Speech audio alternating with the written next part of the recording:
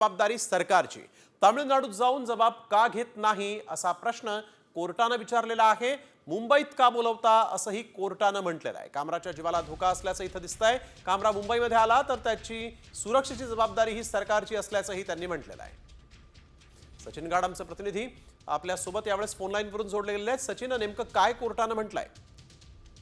नक्कीच इथे कोर्टाने सरकारला सवाल केलेला आहे की तुम्हाला त्याचं केवळ जबाब घ्यायचा आहे तर तुम्हाला अटक करण्याची गरज नाही अशा स्वरूपाचं तुमच्याच नोटीसमधून समोर येत आहे आणि पोलिसांनाच त्यांनी थेट प्रश्न विचारलेला आहे की तुम्ही त्याला अटक करणार आहात. याबद्दल अद्यापही सरकारकडून कोणतेही उत्तर देण्यात आलेलं नाहीये. एवढंच नव्हे तर कुणाल कामराने हे देखील सांगितलं त्याच्या वकिलांनी की कुणाल कामराला तब्बल आतापर्यंत 500हून अधिक धमक्या आलेल्या आहेत. फोनवर असतील, सोशल मीडियाच्या माध्यमातून सतत धमक्यांचं सत्र सुरू आहे. महाराष्ट्रात, मुंबईत जरा तो आला तर त्याच्या जीवाला धोका आहे आणि याच सगळ्या गोष्टी लक्षात घेता कोर्टाने पोलिसांना विचारणा केलेली आहे की तामिळनाडूला जाऊन देखील पोलीस अशा प्रकारचं जबाब त्याचा नोंदवू शकतात. आम्ही स्थानिक पोलिसांना देखील त्याचा जबाब घ्यायला सांगू शकतं आणि आपण बघितलं की कोर्टाने पोलिसांना अशा प्रकारचे निर्देश दिलेले की त्याचा जबाब तिथे जाऊन घ्या. आता या सगळ्या संदर्भात कोर्ट नेमका काय आदेश देतं हे पाहणं महत्त्वाचं असेल.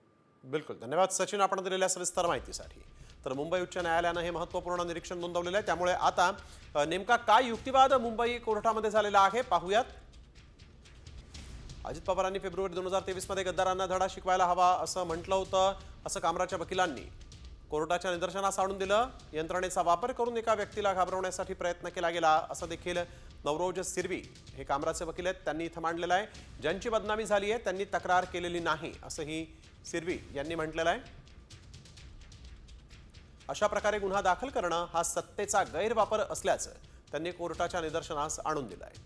कामराच्या वकिलांनी यावेळेस युक्तिवाद केला. उद्धव ठाकरेही शिंदेंना गद्दार म्हणाले होते, कारवाई झाली नाही असंही नवरोज सिरवी यांनी म्हटलंय. तुम्ही कोणाच्याही अभिव्यक्ती स्वातंत्र्यावर गदा आणू शकत नाही